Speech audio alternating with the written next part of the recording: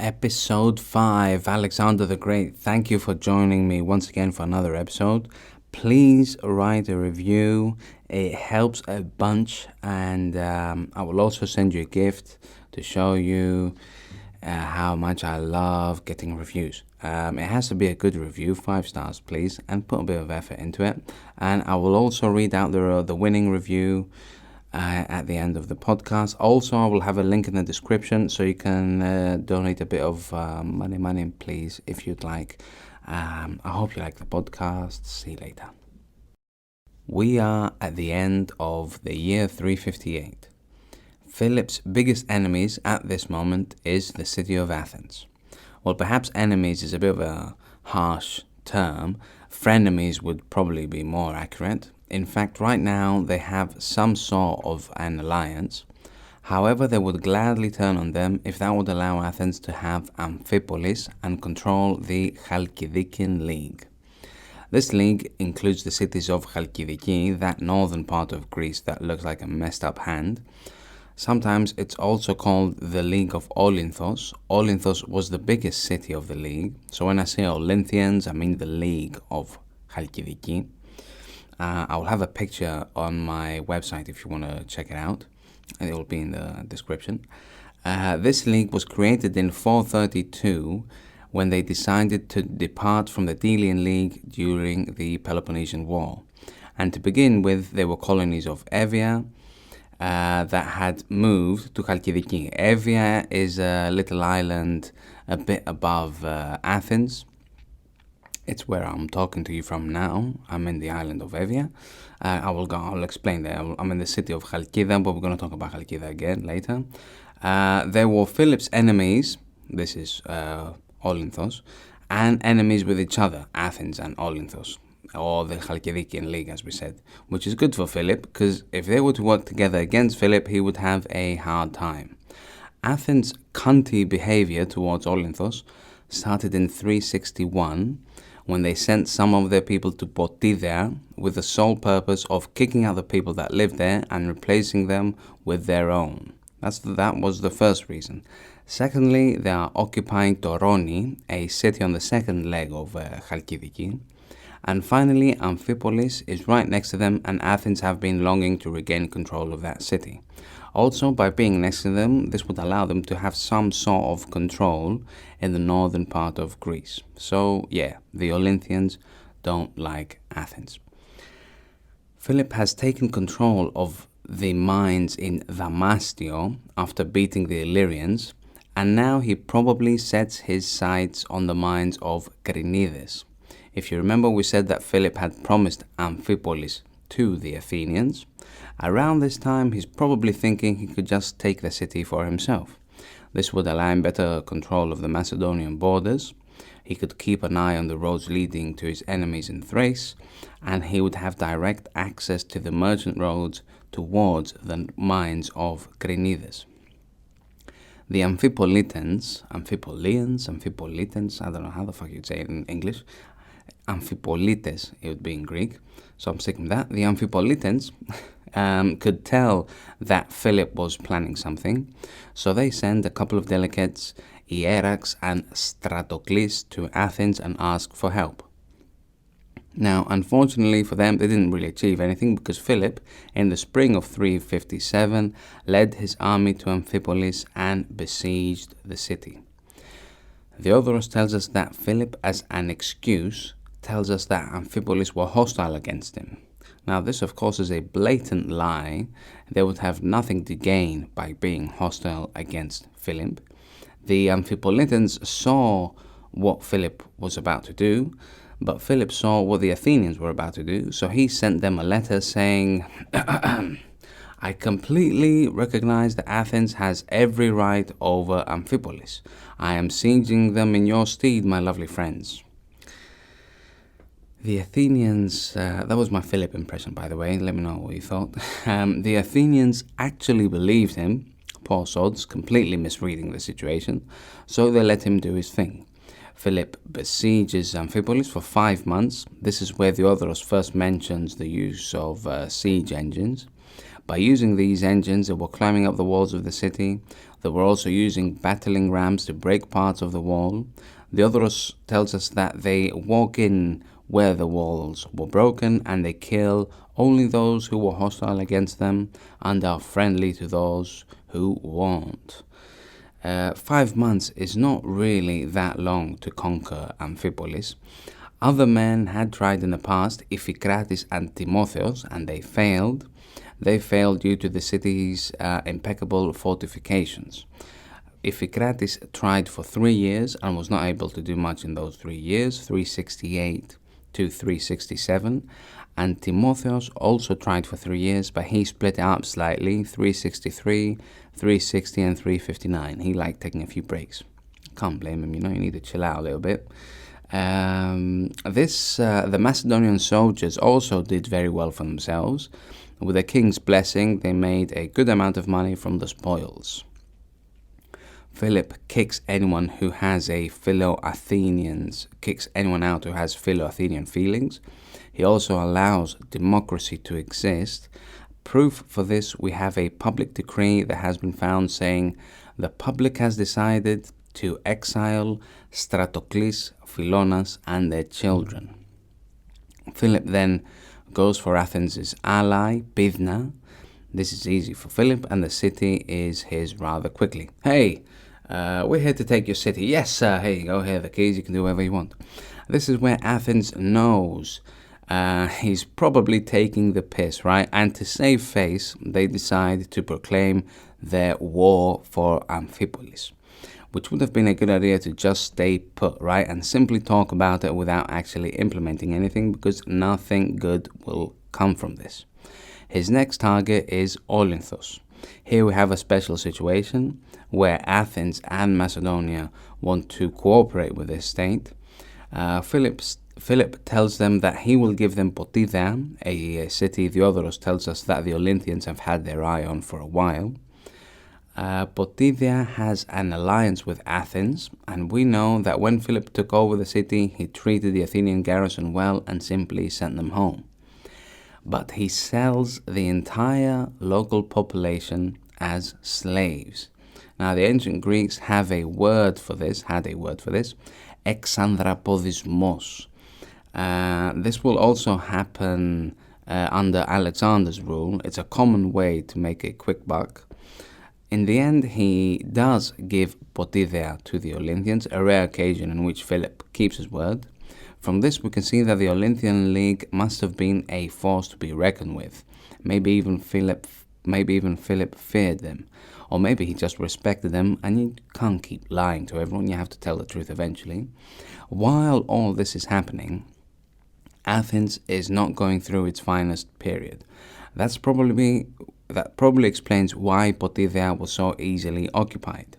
The Second Athenian Alliance is on its final days. One of the main reasons this happened was because Athens was completely ignoring their other states. Chios, Rhodes, Kos, and Byzantium were the first to revolt and accuse Athens of conspiring against them. This was instigated by Mavsolos, satrap of Caria.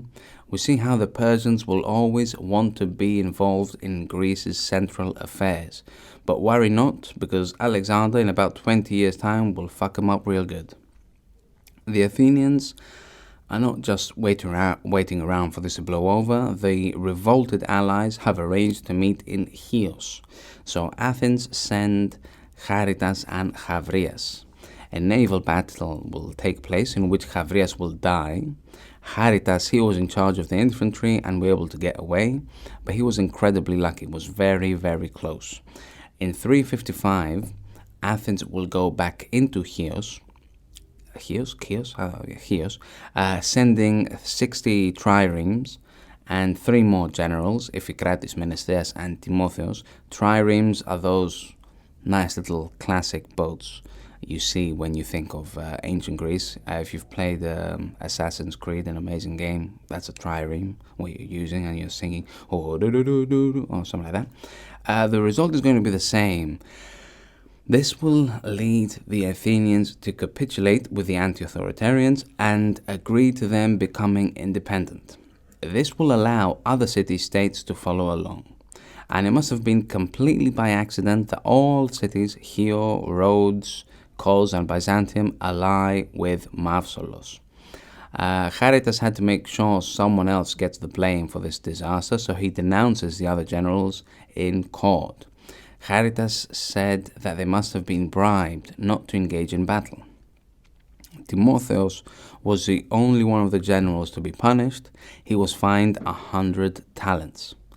A talent was a measuring unit. It's equivalent to how much liquid, they would use mostly wine, would fit into an amphorea, one of those ancient Greek vases. This was equivalent to about 26 kilograms. This was so roughly 26 kilograms. So 1 talent was 26 kilograms of gold or silver. Now the price of gold and silver changes every day, all right? So take it with a grain of salt if I say 1 talent is this much and so on. And this is where we get then the word talent from. He has a talent from that. He could make 26 kilos of gold or silver doing what he does. He has a talent for it, you know. So Timotheos was fined 100 talents.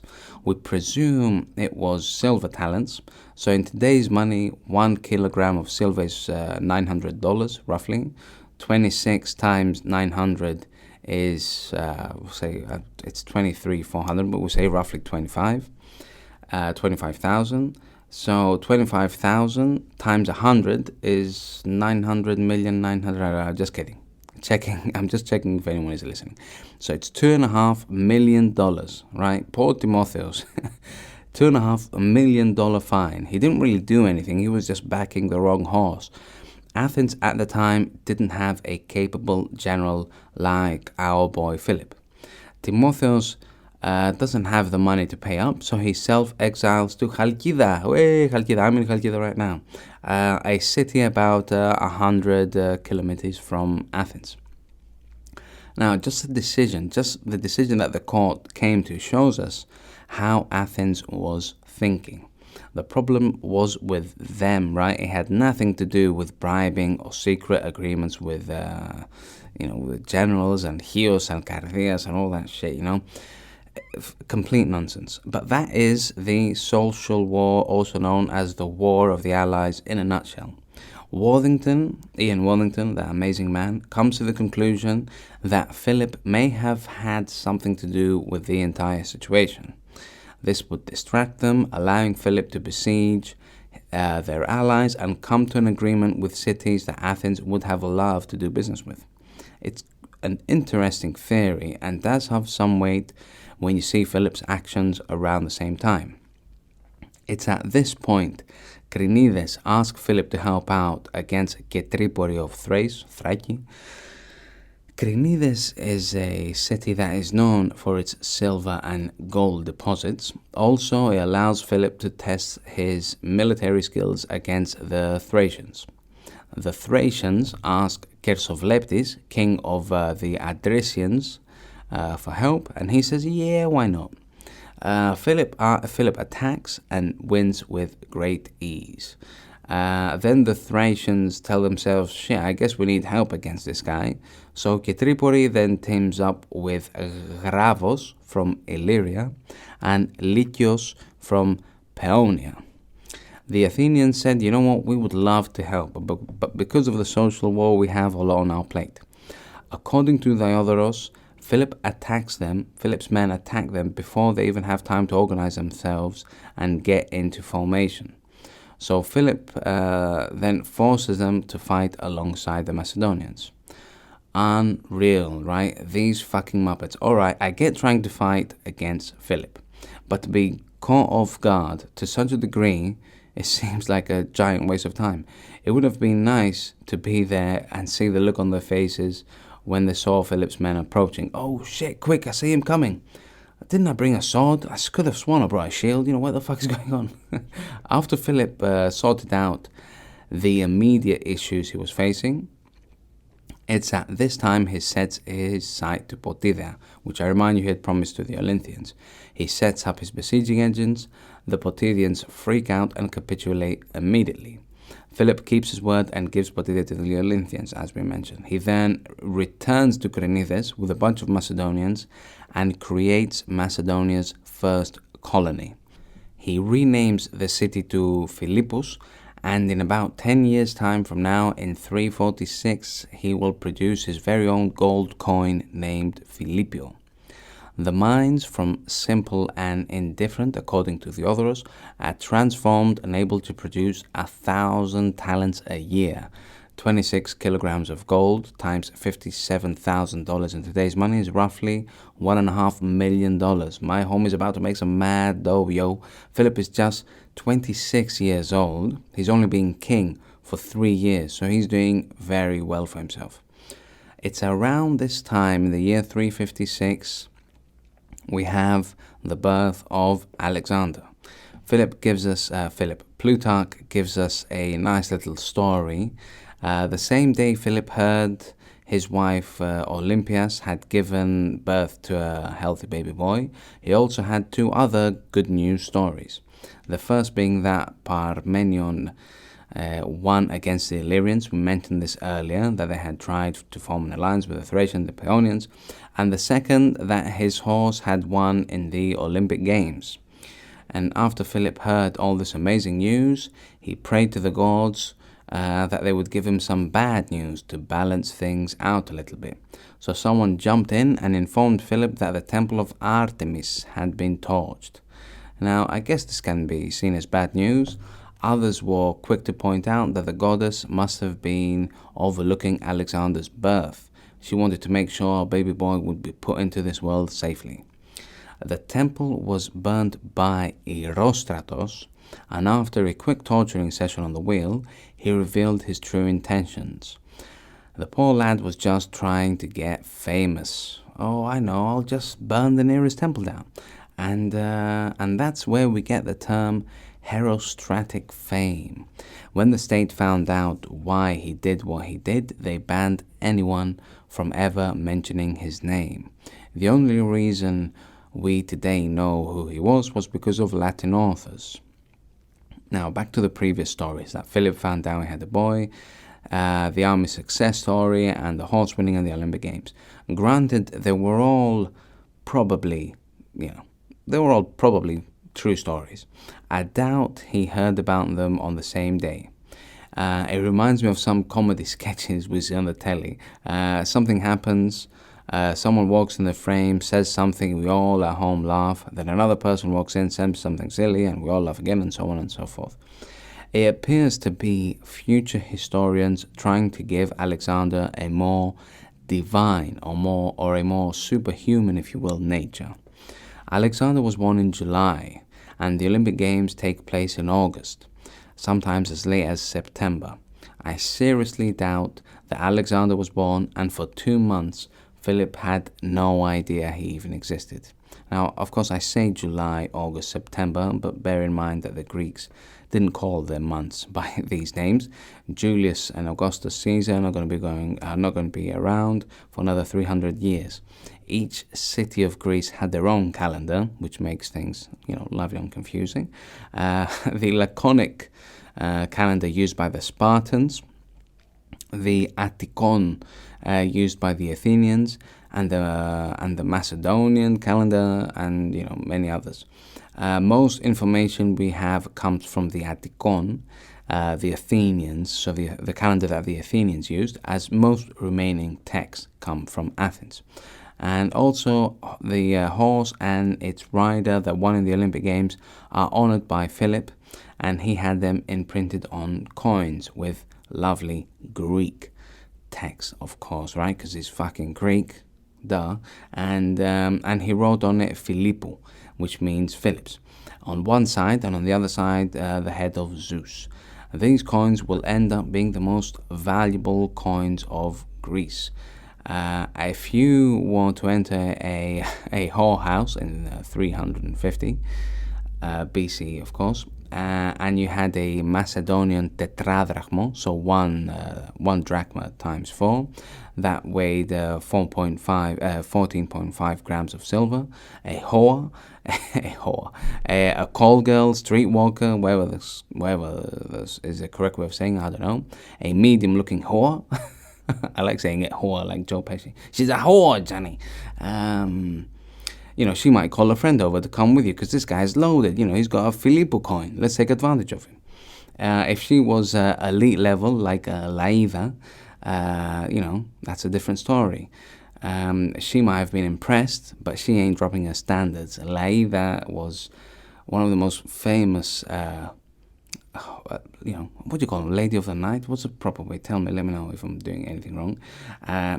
She asked Demosthenes, our friend Demosthenes, for 10,000 drachmas. And he replied, I'm not paying 10,000 for something that I know I'm going to later regret. Fuck Demosthenes. That's harsh, right? Why would you say that to a lady? Just say no, thank you, all right? You don't have to blame her. Where were we? Somewhere around here, at the end of 355, Philip sets his eye on Methone. If he only knew that he would lose an eye for Methone,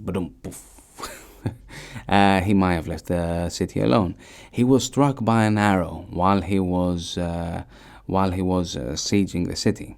It's one of those heroic injuries, that all our sources love talking about. Plutarch likes to add his, little color to the story, and says that he lost his eye while he was spying on Olympias while she was fucking a snake. And the snake, of course, was Zeus, unable to keep his dick in his pants, classic Zeus, always ready to stick it into anything with a heartbeat.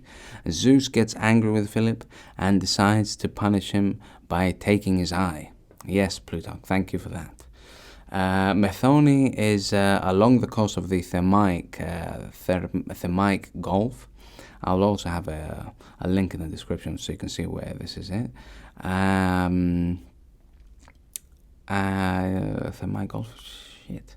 Yes, it's near Pella, so it's easy pickings for Philip. Right, so, but it's known that Athens would back Methone up, because we talked about in the first few episodes how Argeos in 359, a contender of the Macedonian throne, they offered some sort of help to him, right? So he knows that they're going to have help from Athens. And they also assured them, at least verbally, that they would help if this happened. So Athens had verbally said that they would ally with Methone. So when Philip arrived at the city's tall and impressive gates, he gave them an opportunity to capitulate. Methone said, no, hell no. Probably because of their impressive walls, or the Athenian alliance, or a mixture of the two, right? That's all Philip needed, so the besieging begins, which lasted longer than usual, but the Macedonians, with their slingshots, their battling rams, and a bunch of crazy-ass Macedonian soldiers, the city fell. Not before a lad by the name of Astir, which means star, manages to hit Philip with an arrow in his right eye. One of the worst injuries you could possibly get, right? This would have been bad enough a few centuries ago. Imagine it happening a few thousand years ago. Dr. Kritovoulos was quick on the scene and manages to save Philip's life, but the eye had to go, man. And it all happened while he was inspecting his siege engines. Poor guy. All right, everything looks good here and here. Yes. And what's that sound? Bang! Right in his eye. From Justin, we learned that even though he suffered such a horrendous injury, he showed clemency to the surviving citizens of Methone and allowed them to leave their city unharmed, and they could take with them a single piece of clothing. Oh, good guy, Philip. And that was the episode, guys. Hope you liked it. I will now read out the winning review, which is by a man called JoyJoy0614 from the United States of America. 5 stars, so it's starting off well. and the title is simply the most engaging and witty historical podcast ever spoken. Jesus. Thank you. Amazing title and 5 stars. Okay, let's read it out. As an author, historian, and theologian, I really must say that Michalis has begun an exceptionally remarkable, witty, engaging, and illuminating podcast of one of the best human characters of world history. His love and admiration of the subject of Alexander and Greek history is without question, and his attention to historical detail with uncompromising facts is refreshing to hear. By far, he's my favorite cussing historian. Thank you. Quite distinct from his boring and mundane colleagues. I encourage him to continue his noble quest with Alexander the Great and make this podcast one of the greatest. I appreciate his candor and enthusiasm on this important subject in our current backwards culture. Keep preaching, brother. People are listening. Wow. This review is incredible. I always get nervous when I get an email notification you have a new review. I'm like, oh shit, I bet it's going to be a bad one. But this was above and beyond. Thank you so much for this review. It's making me, I was reading it to my mom and I was like, oh my God, I was nearly crying. Thank you so much. Yes, I am a mama's boy and I'm 32. I'm very proud of it. Send me your address on my email, alexandros.cast@gmail.com, alexandros.cast @gmail.com, and I will send you a gift or two. Fucking hell, that was an amazing review. Thank you so much. See you later, guys.